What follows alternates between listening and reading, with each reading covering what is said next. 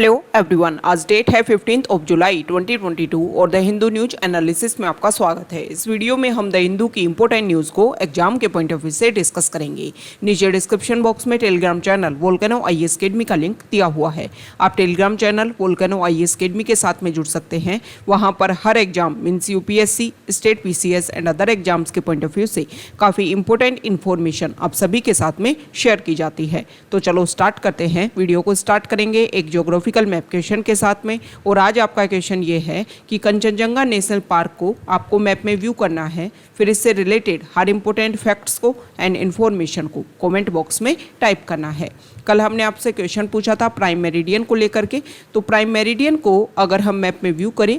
Prime meridian line जिसको 0 degree longitude के नाम से भी जानते हैं, प्राइम मेरिडियन लाइन वो बेस लाइन है जिसके बेसिस पर अर्थ के ईस्टर्न पार्ट पर, ईस्टर्न साइड पर 180 degree longitude and western side पर 180 डिग्री लॉन्जिट्यूड को कंसिडर किया जाता है। अगर हम सिंपल लैंग्वेज में समझें तो प्राइम मेरिडियन वो बेस लाइन है जो अर्थ को eastern hemisphere and western hemisphere में डिवाइड करती है। सेम वैसे ही जैसे 0 डिग्री इक्वेटर लाइन जो है, जो 0 डिग्री लैटिट्यूड के नाम से भी जिसको जानते हैं, और जो अर्थ को northern hemisphere and southern hemisphere में डिवाइड करती है। लेकिन जो इक्वेटर लाइन है उसको अगर हम देखें तो दोनों पोल के बीच का जो एरिया है उसी जगह पर कंसिडर किया जाता है इक्वेटर लाइन को। लेकिन प्राइम मेरिडियन के लिए ये एरिया फिक्स नहीं था कि इसी लाइन को प्राइम मेरिडियन बोला जाएगा। 1884 में एक कॉन्फ्रेंस होती है, इंटरनेशनल मेरिडियन कॉन्फ्रेंस, और उस कॉन्फ्रेंस में डिसीजन लिया जाता है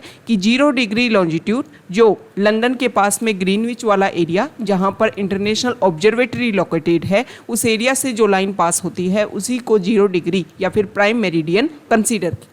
किया जाएगा। इसका बहुत सारे रीजन थे। इसमें एक इम्पोर्टेंट रीजन ये था कि पूरे वर्ल्ड के 2/3 जो शिप्स हैं वो इसी लाइन के बेसिस पर जो चार्ट बना हुआ था उसी को फॉलो करते थे डायरेक्शन के लिए। तो ये कुछ बेसिक फैक्ट्स हैं प्राइम मेरिडियन को लेकर के। 1884 में जो मीटिंग हुई थी इसमें 25 कंट्रीज़ ने पार्टिसिपेट किया था। 25 कंट्रीज़ के 41 डेलीगेट्स ने इस मीटिंग में 22 कंट्रीज़ ने इसमें सपोर्ट किया था कि हाँ इसी लाइन को प्राइम मेरिडियन माना जाए। एक कंट्री ने यहाँ पर इसका अपोज किया था और 2 कंट्री ऐसे थे जिसमें एक था ब्राज़ील और एक था फ्रांस। उन्होंने यहाँ पर एब्सटेन किया था, मतलब इसको कंसिडर नहीं किया था कि इसी लाइन को प्राइम मेरिडियन बोला जाना चाहिए। और 1911 तक जो फ्रांस हैं उन्होंने तो कंसिडर भी नहीं किया था कि हम इस लाइन को प्राइम मेरिडियन के रूप में नहीं मानेंगे। तो ये कुछ बेसिक फैक्ट्स हैं। अब हम डिस्कस कर लेते हैं कि प्राइम मेरिडियन लाइन जो है वो कौन कौन से एरिया से पास होती है। सबसे पहले अगर हम डिस्कस करें तो प्राइम मेरिडियन लाइन जो है वो 3 कॉन्टिनेंट के 8 कंट्रीज से और 6 वाटर बॉडीज से पास होती है। बात करेंगे कंट्रीज़ की तो सबसे पहले नॉर्दर्न साइड से अगर हम डिस्कस करें तो यूरोप कॉन्टिनेंट आता है। यूरोप कॉन्टिनेंट में 3 countries UK, France and Spain. फिर आता है अफ्रीका कॉन्टिनेंट और इसमें है Algeria, Mali, Burkina Faso, Ghana and Togo. और उसके बाद में जो अंटार्कटिका कॉन्टिनेंट है वहाँ से ये लाइन पास होती है। वाटर बॉडीज़ की अगर हम बात करें तो नॉर्थ में है आर्कटिक ओशन, फिर यहाँ पर है दूसरा अगर हम बात करें तो यहाँ पर ग्रीनविच सी है, फिर ये है नॉर्वेजियन सी, फिर यहाँ पर ये जो एरिया है वो मेडिटेरियन सी है, ये अटलांटिक ओशन है और यहाँ पर सर्दर्न ओशन। इन सभी वाटर बॉडी से प्राइम मेरिडियन जो है पास होती है। तो ये बेसिक फैक्ट्स हैं प्राइम मेरिडियन को लेकर के जो हमारे एग्जाम के पॉइंट ऑफ व्यू से इम्पोर्टेंट है। द हिंदू की first important news front page पर, और न्यूज़ रिलेटेड है मंकी पॉक्स केस के लेकर के। हमारे इंडिया में भी इस डिजीज़ को लेकर के फर्स्ट केस जो है वो डिटेक्ट हुआ है प्रेजेंट टाइम में केरला में। अब इसको लेकर के जो हमारी हेल्थ मिनिस्ट्री है उन्होंने अपनी एडवाइजरी रिलीज़ की है कि सभी स्टेट्स को अपने यहाँ पर जो भी बाहर से फॉरेन कंट्रीज से जो भी पर्सन आ रहे हैं उन सभी को लेकर के अपना रिसर्च एंड डिटेक्शन जो है वो कंप्लीट प्रोसीजर इंप्लीमेंट करने की ज़रूरत है। नहीं तो इस तरीके से जो मंकी पॉक्स का एक केस यहाँ पर देखने को मिला है, हो सकता है कि अदर एरियाज़ में भी इस तरीके के केस बने हुए हो। मंकी पॉक्स से रिलेटेड कुछ बेसिक फैक्ट्स हम डिस्कस करेंगे जो हमारे एग्जाम के पॉइंट ऑफ व्यू से इम्पोर्टेंट है। मंकी पॉक्स डिजीज़ जो है वो एक वायरल जूनोटिक डिजीज़ है। जूनोटिक डिजीज़ मतलब कि जो एनिमल्स होते हैं उनसे अगर कोई डिजीज जो है वो ह्यूमंस में ट्रांसफ़र हो रही है तो उसको हम जूनोटिक डिजीज़ के नाम से जानते हैं। स्पेसिफिक अगर इस डिजीज़ के बारे में हम डिस्कस करें तो जो हमारा अफ्रीका कॉन्टिनेंट है वो उसके सेंट्रल और वेस्टर्न अफ्रीकन एशियन जो कंट्रीज़ हैं, अफ्रीकन कंट्रीज़ सेंट्रल और वेस्टर्न पार्ट पर अफ्रीका कॉन्टिनेंट के जो कंट्रीज़ हैं, मींस ट्रॉपिकल रेन फॉरेस्ट वाला जो एरिया है वहाँ पर स्पेसिफिक ये डिजीज़ जो है वो अकर होती है। अब इसमें अगर हम देखें तो इस डिजीज़ में ना सिर्फ एनिमल से ह्यूमन में डिजीज़ का ट्रांसफ़र हो रहा है, ह्यूमन टू ह्यूमन भी डिजीज़ का ट्रांसफ़र देखने को मिलता है। जिस तरीके से स्मॉल पॉक्स होता है, सेम उसी तरीके के जो सारे जो भी बेसिस चीज़ें होती है किसी भी ह्यूमन बॉडी में, सेम वो जो रिकग्निशन है या वो सिम्टम्स जो हैं वो दिखाई देते हैं इस डिजीज में भी। स्मॉल पॉक्स से रिलेटेड जो वैक्सीनेशन है उसको इम्प्लीमेंट किया जाता है इसको रोकने के लिए, इसको प्रिवेंट करने के लिए। नेक्स्ट इम्पोर्टेंट आर्टिकल है यहाँ पर श्रीलंका को लेकर के हमने डिस्कस किया कि वहाँ के प्रेसिडेंट ने डिक्लेयर किया था कि जल्दी वो अपना रेजिग्नेशन दे देंगे। कल हमने डिस्कस किया था कि वो मालदीव कंट्री चले गए हैं, लेकिन अब उन्होंने अपना जो रेजिग्नेशन सेंड किया है वो सिंगापुर से सेंड किया है। ओके, तो यहाँ पर इस आर्टिकल को लेकर के जो हमारा एडिटोरियल पेज है वहाँ पर भी इस आर्टिकल को आया, इससे रिलेटेड आर्टिकल आया है कि श्रीलंका में जो क्राइसिस देखने को मिल रहा है और अभी नेक्स्ट टाइम में जो भी वहाँ की गवर्नमेंट के एक रिप्रेजेंटेटिव अपॉइंट हो वो इस तरीके से हों कि जो वहाँ की कंट्री की, वहाँ की पॉपुलेशन को लेकर के जो भी इशूज हैं उन सभी को सॉल्यूशन के तरफ ले जाने वाली गवर्नमेंट जो है वो वहाँ पर अपॉइंट होनी चाहिए और उसी के बेसिस पर सॉल्यूशन के लिए वर्क होना चाहिए। नेक्स्ट यहाँ पर जो आर्टिकल है वो इकोनॉमी से रिलेटेड है और हमारे इंडिया में प्रेजेंट टाइम में अगर हम देखें तो इन्फ्लेशन जो है वो काफ़ी हाई लेवल पर जा रही है। ट्रेड डेफिसिट जो है वो की चैलेंजेस देखने को मिल रहे हैं। फाइनेंशियल मिनिस्ट्री ने बात रखी है, ट्रेड डेफिसिट मतलब हम इंपोर्ट है वो ज़्यादा कर रहे हैं और एक्सपोर्ट जो हैं वो कम कर रहे हैं। इसको लेकर के बार बार हम डिस्कस कर चुके हैं कि प्रेजेंट टाइम में जिस तरीके से प्रोडक्ट्स की वैल्यू जो है वो इंक्रीज़ हो रही है, जिसके बेसिस पर ये लग रहा है कि क्वांटिटी जो है वो सेम हम एक्सपोर्ट इंपोर्ट कर रहे हैं, लेकिन वो प्रोडक्ट्स जिनको हम इंपोर्ट कर रहे हैं उनके प्राइजेस काफ़ी हाई लेवल पे हैं और इसी की वजह से ये जो ट्रेड डेफिसिट है वो देखने को मिल रहा है। यहाँ पर देखो हर क्वार्टर को लेकर के डाटा शो कर रखे हैं, तो इस तरीके से हर क्वार्टर को लेकर के जो भी इंपॉर्टेंट डाटा होते हैं वो आपको याद नहीं करने होते हैं, क्योंकि हर इस तरीके से टाइम टू टाइम नई डाटा आते रहते हैं। कितने डाटा आप याद करोगे? ओके, तो एक जनरल अवेयरनेस आपको होनी चाहिए कि प्रेजेंट टाइम में जो सिचुएशन है, सर्कमस्टेंसेज जो है वो किस तरीके से चल रही है। नेक्स्ट इंपॉर्टेंट आर्टिकल, अब सभी को पता है प्रेसिडेंट के इलेक्शन होने वाले हैं, तो यहाँ पर झारखंड मुक्ति मोर्चा ने ये डिक्लेरेशन दे दिया है कि एनडीए के जो कैंडिडेट हैं द्रौपदी मुर्मू, उसको हम प्रेसिडेंट कैंडिडेट के रूप में सपोर्ट करेंगे। उन्होंने क्लियर किया है कि हमारे जो भी एमएलए हैं, जो भी एमपी हैं, वो सपोर्ट करेंगे द्रौपदी मुर्मू को। देखो झारखंड मुक्ति मोर्चा जो है उनका अगर हम पॉलिटिकल बेसिस देखें तो जो ट्राइबल लोग हैं, ट्राइबल पीपल जो है वो उनका काफ़ी ज़्यादा सपोर्ट करते हैं। तो एक तरीके से आप सभी को पता है कि द्रौपदी मुर्मू जो हैं वो ट्राइबल कम्युनिटी से बिलोंग करती हैं, तो उन्होंने अपना पॉलिटिकल जो एक फाउंडेशन जो था उसको एस्टेब्लिश करने के लिए और उसको अपने सपोर्ट देने के लिए कि हाँ वो एक ट्राइबल वीमन जो कैंडिडेट के रूप में खड़ी हुई है उसको हम सपोर्ट कर रहे हैं, इसी के बेसिस पर उन्होंने डिक्लेयर किया है कि वो द्रौपदी मुर्मू को यहाँ पर सपोर्ट करेंगे। नेक्स्ट इंपॉर्टेंट आर्टिकल है, देखो छत्तीसगढ़ में 2009 में एक इंसिडेंट देखने को मिला। वहाँ पर एंटी नक्सल ऑपरेशन के दौरान दंतेवाड़ा जो एरिया है वहाँ पर 3 विलेजेस में कुछ ट्राइबल पीपल को मैस्कर हुआ था, मतलब उन लोगों को मार दिया गया था। तो यहाँ पर एक एक्टिविस्ट है हिमांशु कुमार, उन्होंने एक पिटीशन डाली सुप्रीम कोर्ट में और उसमें ये बोला कि देखो ये जो भी मैस्कर हुआ था इसमें Chhattisgarh police, state sponsored vigilance and paramilitary force, उन सभी ने मिलकर के मैस्कर किया था। हालांकि यहाँ पर सुप्रीम कोर्ट ने जो पिटीशन डाली एक्टिविस्ट ने उसी को लेकर के उसी के ऊपर जो है वो पनिशमेंट इम्पोज कर दिया है। उनको बोला है कि एक टाइम ड्यूरेशन दी है कि आपको 5 लाख रुपए जो है वो जमा करवाने होंगे, क्योंकि यहाँ पर जुडिशरी ने ये बोला कि ये जो भी मैस्कर हुआ था इसमें बार बार ये जानकारी हासिल की जा चुकी है, जो बेसिक फैक्ट्स हैं उनके बारे में पता लगाया जा चुका है और जो हमारी पुलिस है उसको लेकर के कोई भी यहाँ पर जो बेसिक फैक्ट्स है वो सामने नहीं आए। ऐसा नहीं लगा कि हाँ उनका इन्वॉल्वमेंट था। ये देखा गया कि जो नक्सलिज्म से जुड़े हुए जो लोग हैं उन्होंने ट्राइबल पीपल के ऊपर अटैक किया था इन विलेजेस के ऊपर, क्योंकि वो टर्न करना चाहते थे अपने सपोर्ट में, और एक तरीके से यहाँ पर कुछ ऐसी सिचुएशन क्रिएट करने के लिए इशू क्रिएट किया गया था जिसमें हमारी जो भी पुलिस है या फिर जो हमारी पैरामिलिट्री फोर्स हैं इनका इन्वॉल्वमेंट नहीं देखने को मिला था। नेक्स्ट इम्पोर्टेंट आर्टिकल है, यहाँ पर जो इमेज के थ्रू शो कर रखा है वो नॉर्थ ईस्ट में जिस तरीके से हैवी रेन प्रेजेंट टाइम में देखने को मिल रही है, तो ब्रह्मपुत्र एरिया का जो रीजन है वहाँ पर जो लोग हैं वो मछलियों को पकड़ करके वापस जा रहे हैं, क्योंकि ब्रह्मपुत्र वाला एरिया वहाँ पर काफ़ी ज़्यादा हैवी रेन देखने को मिल रही है। ये जो आर्टिकल है वो अल्ट न्यूज़ जो कंपनी है अल्ट न्यूज़, उसके जो को फाउंडर हैं उन्होंने यहाँ पर सुप्रीम कोर्ट में अर्ज़ किया है कि जगह जगह उनको लेकर के जो FIR जो हो रही हैं तो इसको लेकर के उन्होंने चैलेंज करने की कोशिश की है कि उनका जो भी केसेस हैं उन सभी को स्पेशल इन्वेस्टिगेशन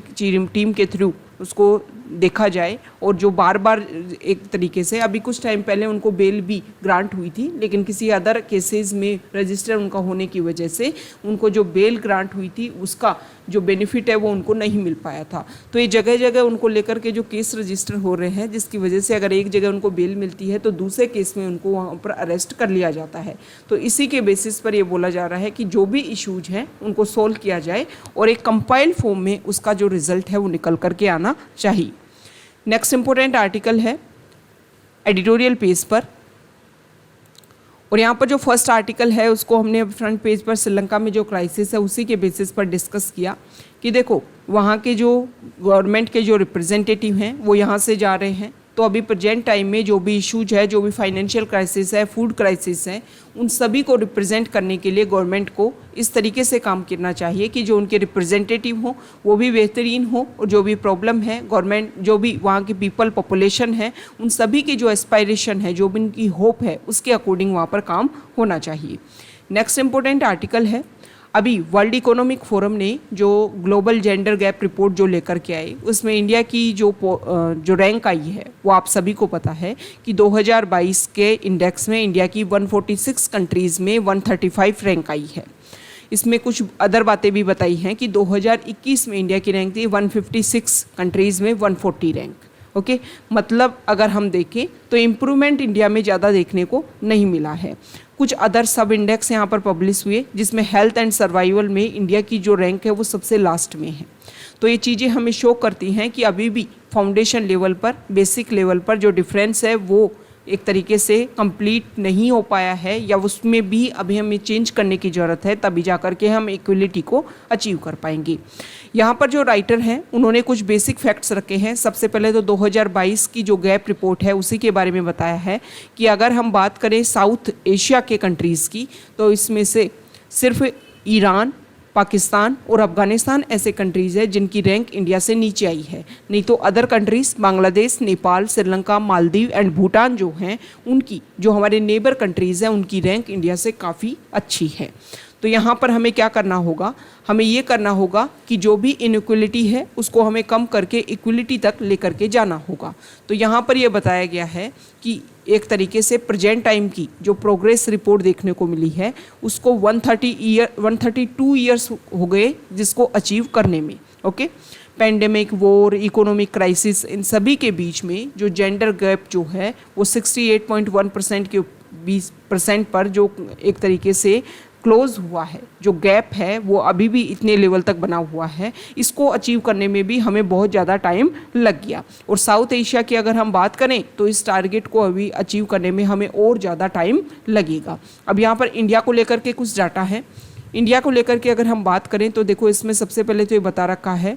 कि इंडिया में 66 करोड़ फीमेल पॉपुलेशन है, जिसमें अगर हम जेंडर पैरिटी की अगर हम बात करें, कंपैरिजन हमें करना है तो अभी प्रेजेंट टाइम में पेंडेमिक इशू चल रहा है, पेंडेमिक क्राइसिस चल रहा है, उस लेवल पर भी अगर हम देखें तो गर्ल टू वीमेन जो है हर लेवल पर यहाँ पर इनइक्वलिटी फेस करनी पड़ी है। सबसे पहले हम national family health survey data 2019 से 2021 की बात करते हैं, जिसमें बताया गया है कि 57% वीमेन जो है वो एनीमिक है, मतलब उसमें ब्लड की कमी है, एनीमिक है वो। ओके, 2015-16 से ये बात देखें, मतलब पहले ये कितना क्राइटेरिया था, 53% था। जिसमें से 88.7% मैरिड वीमेन जो हैं वो हाउस होल्ड डिसीजन में पार्टिसिपेट करती हैं। ओनली 25.4% वीमेन जो 15 टू 49 ईयर्स उनकी एज है वो पिछले 12 मंथ से एक कैश में काम कर रही है, मतलब जो भी वर्क कर रही है उसमें उनको कैश में पेमेंट मिल रहा है। वीमेन जो हैं वो बैंकिंग अकाउंट है उनका, सेविंग अकाउंट भी होता है, इसमें कुछ थोड़ा सा इंक्रीज देखने को मिला है। 78.6% तक जो वीमेन है उनके पास में इस तरीके के अकाउंट है। और ये सारी चीज़ें किस तरीके से हमने अचीव की? प्रधानमंत्री जनधन योजना के थ्रू। लेकिन अगर हम बात करें तो वीमेन का पार्टिसिपेशन लेबर फोर्स में जो है वो काफ़ी ज़्यादा श्रंक हुआ है, कम हुआ है। Centre for monitoring Indian economy data की बात करें तो 2016-17 के अकॉर्डिंग 15% वीमेन जो हैं वो जॉब में पार्टिसिपेट उनका देखने को मिल रहा है। और 2021-22 में ये जो है वो काफ़ी ज़्यादा कम हो गया, 9.2% वीमेन जो है वो उनका ही जॉब में पार्टिसिपेशन है। तो हमें क्या करना होगा? ये जो भी इनइक्वलिटी देखने को मिल रही है और जो जेंडर गैप रिपोर्ट में इंडिया की जो रैंक आई है, अगर हमें इसमें अपने आप को इम्प्रूवमेंट करना है तो हमें कुछ बेसिक चीज़ें इस तरीके से चेंज करनी होगी कि जो भी प्रॉब्लम है उन सभी के सॉल्यूशन के लिए हम क्या काम करें कि हर एरिया में, चाहे आप हेल्थ के सेक्टर में ले लो, चाहे एजुकेशन के सेक्टर में ले लो, चाहे जॉब के सेक्टर में ले लो, हमें हर सेक्टर में जो इक्वलिटी है उसको एस्टेब्लिश करनी होगी।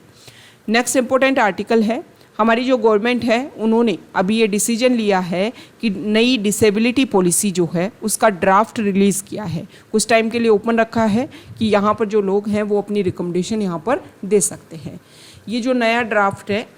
National policy for person with disabilities, इसको पब्लिक कमेंट्स के लिए ओपन रखा गया है 15 जुलाई 2022 तक। अब यहाँ पर 2006 में जो पॉलिसी थी उसको रिप्लेस किया गया है। इसमें कुछ बहुत सारे मल्टीपल फैक्टर्स हैं उसको इसमें इंसर्ट किया गया है, जैसे कि United nation convention on rights of person with disabilities को इंडिया ने साइन किया है, तो इसके अकॉर्डिंग कुछ नए रूल्स एंड रेगुलेशन जो है वो इसमें इंसर्ट किए गए हैं। उसी के बेसिस पर हमारी जो गवर्नमेंट है उन्होंने 2016 में right of person with disabilities act में जो डिसेबिलिटीज़ हैं उनकी संख्या 7 to 11 कर दी थी। इसके अलावा इंचियोन स्ट्रेटजी जो है वो आसियान और Pacific decade of person with disability 2013 से 2022 तक, इंचियोन कमिटमेंट के नाम से भी जानते हैं जिसको, इसमें भी जो United nation economic and social commission for Asia and Pacific, इसके द्वारा एक तरीके से इसको प्रिपेयर किया गया और इसमें 10 गोल जो हैं उनको आइडेंटिफाई किया गया था कि एशिया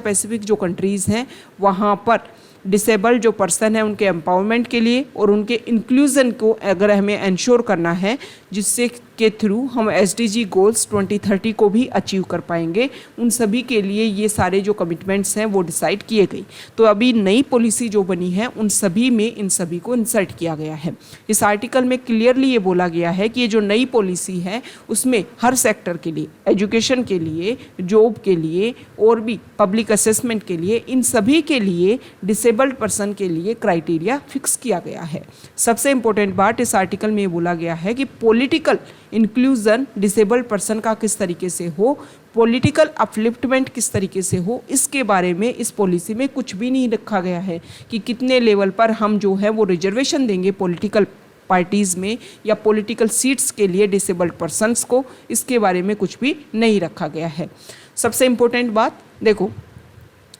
आर्टिकल 29 जो है, जो कन्वेंशन है, convention on rights of person with disabilities, उसका आर्टिकल 29 क्लियरली बोलता है कि पॉलिटिकल बेसिस पर भी जो डिसेबल्ड पर्सन है उनका इंक्लूजन हमें करना होगा। तो सबसे इम्पोर्टेंट बात, जो पॉलिटिकल बेसिस पर जो इंक्लूजन होना चाहिए उसको लेकर के अगर हम बात करें तो तभी जा कर के जो डिसेबल्ड पर्सनस हैं उनके लिए जो भी कमिटमेंट हैं वो यहाँ पर आएगा। ओके, जो भी इम्पोर्टेंट जो भी क्राइटेरिया है उनमें इम्प्रूवमेंट देखने को मिलेगा। ये अभी जो अपने जेंडर गैप रिपोर्ट का जो आर्टिकल डिस्कस किया, इसमें भी लास्ट में सजेशन ये दे रखा है कि हमें क्या करना होगा, पॉलिटिकल बेसिस पर वीमेन का इंक्लूजन, मिनिस्टर लेवल पर वीमेन का इंक्लूजन ज़्यादा करना होगा। ओके, जिससे क्या होगा कि वीमेन के अपलिफ्टमेंट के लिए ज़्यादा से ज़्यादा जो पॉलिसीज़ हैं वो बन पाएंगी। सेम इसी तरीके से यहाँ पर ये बोला गया है कि पॉलिटिकल बेसिस पर इंक्लूजन जब होगा डिसेबल्ड पर्सन का, तभी उनके लिए जो इम्पोर्टेंट स्कीम है, इम्पोर्टेंट पॉलिसीज़ हैं वो इम्प्लीमेंट हो पाएंगी।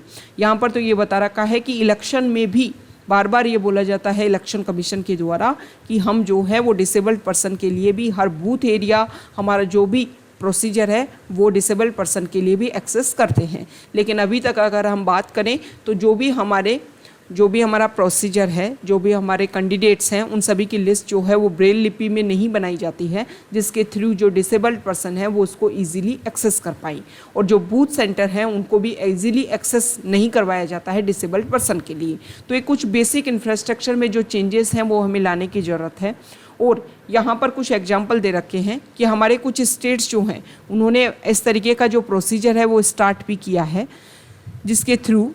इस आर्टिकल में ये बताया गया है कि जैसे एससी और एसटी का रिकॉग्निशन कि उनको पॉपुलेशन के बेसिस पर उनको रिजर्वेशन दिया जाएगा हर स्टेट में, ओके, स्टेट लेजिस्लेटिव असेंबली में और सेंट्रल की पार्लियामेंट की सीट्स के लिए भी उनकी पॉपुलेशन के बेसिस पर। सेम इसी तरीके से हमें क्या करना चाहिए, जो डिसेबल्ड पर्सन है उनके लिए भी ये प्रोविज़न है वो इम्प्लीमेंट करने की ज़रूरत है। यहाँ पर ये बता रखा है कि छत्तीसगढ़ जो स्टेट है उन्होंने इनिशिएटिव स्टार्ट किया है। उन्होंने बोला है कि अगर उनके पंचायत लेवल पर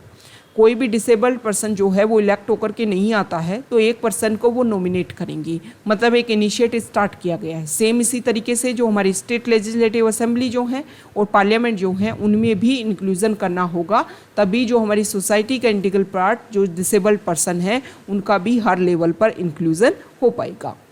नेक्स्ट इंपॉर्टेंट आर्टिकल है पेज नंबर 10 पर, और यहाँ पर जो आर्टिकल है पेज नंबर 10 पर, इसमें सबसे पहले तो जो फॉरेस्ट कंजर्वेशन जो रूल्स हैं उसके बारे में बता रखा है। देखो, टाइम टू टाइम फॉरेस्ट को कंजर्वेशन करने के लिए बात रखी गई। सबसे पहले आप बेसिक फैक्ट्स को समझिए कि क्या ज़रूरत पड़ी कि हमें फॉरेस्ट को कंजर्व करना पड़ा।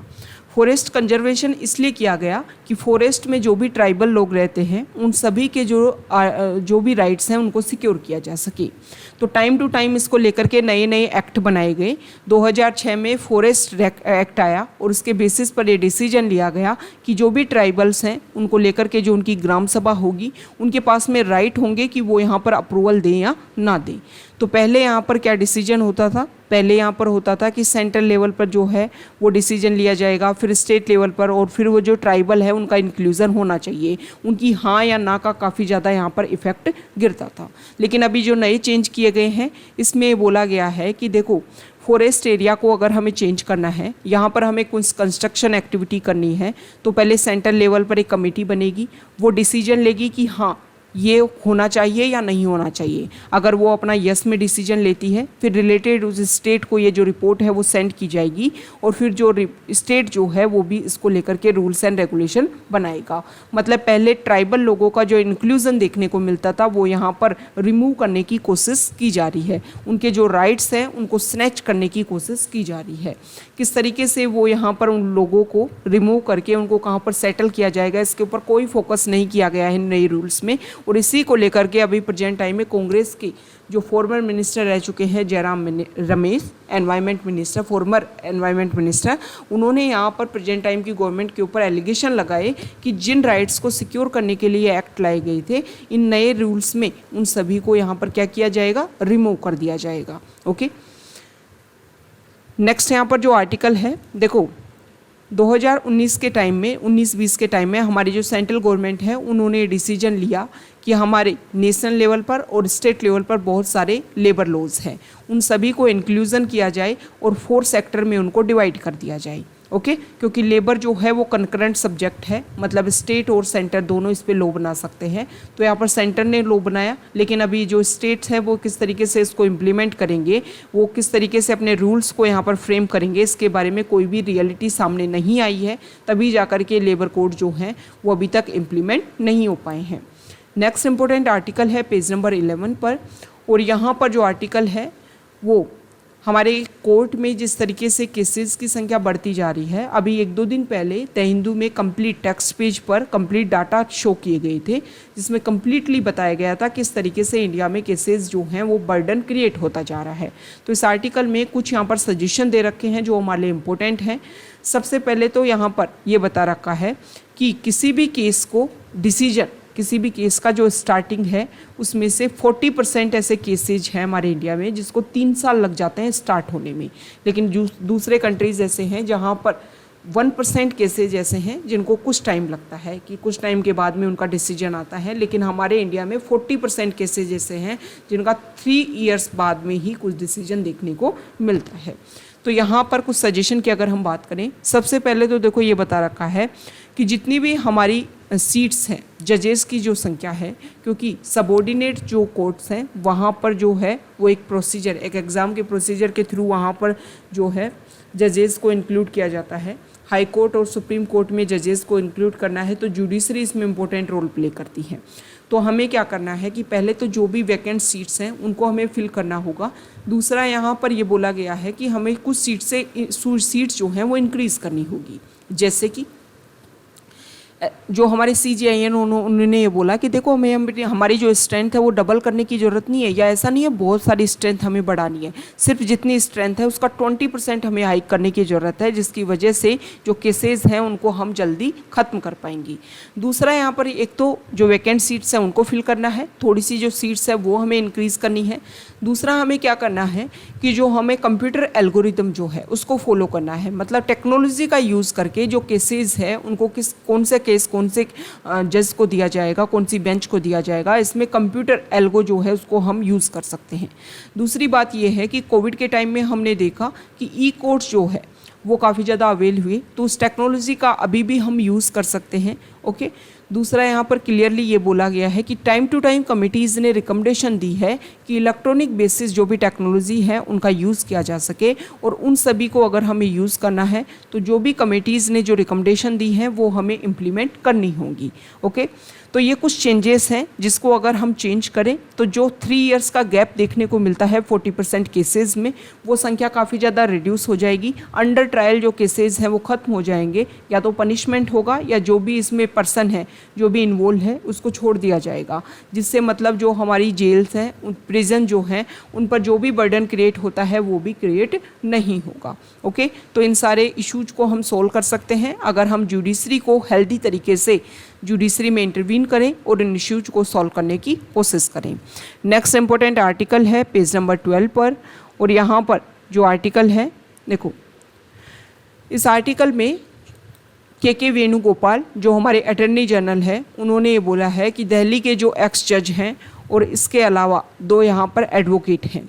Senior advocate Aman Lekhi and के रामा कुमार, इसके अलावा जो मिस्टर ढींगरा जो हैं, इनके ऊपर कंटेम्प्ट ऑफ कोर्ट जो है वो इम्प्लीमेंट नहीं किया जाएगा, क्योंकि जो भी हियरिंग हुई उसको लेकर के एक फेयर कमेंट उन्होंने किया है। तो के वेणुगोपाल ने ये बोला कि इस तरीके का फेयर कमेंट जो है वो सुप्रीम कोर्ट के द्वारा भी कभी कभी उनके ऑर्डर को देखने को मिलता है। अब यहाँ पर बोला है कि कंटेम्प्ट ऑफ कोर्ट जो है उनका केस उनके ऊपर रजिस्टर नहीं होगा, तो इसको लेकर के हम कुछ बेसिक फैक्ट देखेंगे कि कंटेम्प्ट ऑफ कोर्ट होता क्या है।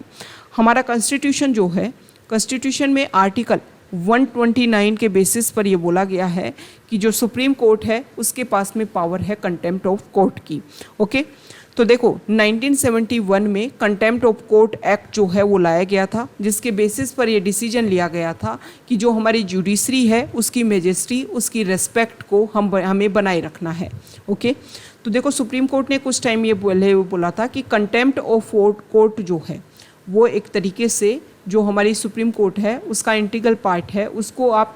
कोई भी एक्ट बना करके, कोई भी रूल बना करके इसको आप स्नैच नहीं कर सकते हो, और आर्टिकल 129 के अंदर ये इंटीग्रल पार्ट है जुडिशरी का, सुप्रीम कोर्ट का। और आर्टिकल 215 जो है इसके थ्रू जो हाई कोर्ट्स हैं उनके पास भी पावर होती है कंटेम्प्ट ऑफ कोर्ट की। कंटेम्प्ट ऑफ कोर्ट होता क्या है, मतलब जो हमारी जुडिशरी है उसकी अवहेलना करना, उसके ऑर्डर्स को ना मानना। तो 2 तरीके से कंटेम्प्ट ऑफ कोर्ट होता है, या तो सिविल कंटेम्प्ट होता है। सिविल कंटेम्प्ट में क्या होता है कि कोर्ट ने, मान लो सुप्रीम कोर्ट ने कोई ऑर्डर पास किया और जिनको लेकर के ऑर्डर पास किया वो इसको फॉलो ना करें, तो उनके ऊपर सिविल कंटेम्प्ट जो है वो अप्लाई होगा। दूसरा होता है क्रिमिनल कंटेम्प्ट। क्रिमिनल कंटेम्प्ट में क्या होता है कि जो भी प्रोसीजर चल रहा है मान लो हमारी जुडिशरी का, उसमें एक तरीके से इंटरफेयर किया जाए, जो भी स्टेटमेंट दे उनको अगेंस्ट कोई स्टेटमेंट दिया जाए, इस तरीके से कोशिश की जाए कि जुडिशियल प्रोसीडिंग्स जो है उसका जो कंप्लीट प्रोसीजर है वो इम्प्लीमेंट ना होना पाए, जस्टिस का जो एडमिनिस्ट्रेशन है उसको ऑब्स्ट्रक्शन किया जाए।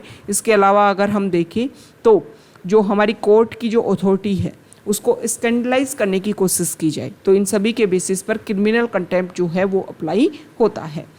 तो ये कुछ बेसिक फैक्ट्स हैं कंटेम्प्ट ऑफ कोर्ट को लेकर के। नेक्स्ट इंपॉर्टेंट आर्टिकल है पेज नंबर 14 पर, और यहाँ पर I2U2 जो नया ग्रुप है, नया इनिशिएटिव है, उसकी मीटिंग हुई और इसमें डिसीजन लिया गया कि कुछ फूड पार्क्स जो हैं वो एस्टेब्लिश किए जाएंगे और इसमें इंडिया में भी एस्टेब्लिशमेंट इनका किया जाएगा, जिसमें हमारे जो प्राइम मिनिस्टर हैं उन्होंने बोला है कि ये जो नया इनिशिएटिव है इसमें जो भी डिस्कशन हुआ वो बेस्ट है, जिसके बेसिस पर जो फूड ग्रेन इशू देखने को मिल रहा है इस टाइम वो सॉल्व हो पाएगा और फ्यूचर में भी इस तरीके के कोई इशू क्रिएट होते हैं तो उसकी वजह से जो क्राइसिस है, फूड क्राइसिस, वो देखने को नहीं मिलेगा। तो इसमें जो भी फूड पार्क्स एस्टेब्लिश किए जाएंगे उसमें इंडिया में इनको लैंड दी जाएगी और इंडिया में ही ये फूड पार्क्स जो हैं वो डेवलप किए जाएंगे। यहाँ पर हमारे इंडिया को लेकर के कुछ बेसिक फैक्ट्स हैं। सेंटर ने डिक्लेयर किया है कि टाइम के साथ में वेजिटेबल्स का जो प्रोडक्शन है वो हमें हाइक देखने को मिल रहा है, स्पाइसेज का जो कल्टीवेशन है, इसके अलावा जो मेडिसिनल प्लांट्स हैं इसमें डिक्रीज देखने को मिल रहा है। नेक्स्ट इंपॉर्टेंट आर्टिकल है पेज नंबर 15 फॉरेन पेज पर, और यहाँ पर अभी श्रीलंका में जो क्राइसिस देखने को मिला इसको लेकर के चाइना ने अपना स्टेटमेंट दिया है कि जिस तरीके से वेस्टर्न कंट्रीज जो हैं वो लोन के ट्रैप में किसी भी कंट्रीज़ को फंसाती हैं, उसके बाद में इस तरीके के इशू सामने आते हैं। चाइना ने क्लियरली बोला है कि हम टाइम टू टाइम जिस तरीके से श्रीलंका को हमने सपोर्ट किया है वैसे ही हम श्रीलंका को सपोर्ट करते रहेंगे। यहाँ पर यूएस और इजराइल दोनों ने डिसीजन लिया है कि हम मिलकर के ये डिस्कस करेंगे कि ईरान जो है वो न्यूक्लियर वेपन को डेवलप नहीं कर पाई, ओके, और हम हर कोशिश करेंगे कि न्यूक्लियर बॉम्ब जो है वो ईरान बनाने में सक्सेस ना हो और उसको रोका जाए। यहाँ पर ईरान ने ये बोला है कि अगर रीजनल लेवल पर इस तरीके के रिस्ट्रिक्शंस आप इम्प्लीमेंट करते हो तो इसकी वजह से यहाँ पर काफ़ी ज़्यादा इश्यूज जो हैं वो क्रिएट हो सकते हैं। ये I2U2 इनिशिएटिव जो है उसका बेसिक रीजन यही है कि टाइम के साथ में ईरान ने अपने यहाँ पर जो और अदर ऐसे ऑर्गेनाइजेशन उनको सपोर्ट करना स्टार्ट किया, जिसकी वजह से वेस्ट एशिया जो कंट्रीज़ हैं वहाँ पर काफ़ी ज़्यादा इशू क्रिएट होने लग गए थे। तो यहाँ पर एक तरीके से ईरान को काउंटर करने के लिए और इजराइल के साथ में रिलेशन बेहतरीन करने के लिए, ताकि वेस्ट एशिया कंट्रीज़ में इजराइल और वेस्ट एशियन कंट्रीज़ जो स्पेसिफिक मुस्लिम पॉपुलेटेड कंट्रीज़ हैं उनके बीच में काफ़ी ज़्यादा इशू था, उनको सॉल्यूशन के बेसिस पर लाने के लिए ये इनिशिएटिव स्टार्ट किया गया था और इसका जो बेसिक प्रोविज़न था वो था अब्राहम अकॉर्ड्स। तो ये कुछ बेसिक फैक्ट्स हैं द हिंदू न्यूज़पेपर के जो आपके एग्जाम के पॉइंट ऑफ व्यू से इंपॉर्टेंट हैं। अगर आप यहाँ तक आए हैं, वीडियो आपको अच्छा लगा है तो प्लीज़ वीडियो को लाइक कीजिए, शेयर कीजिए और चैनल को सब्सक्राइब कीजिए। Okay, thank you.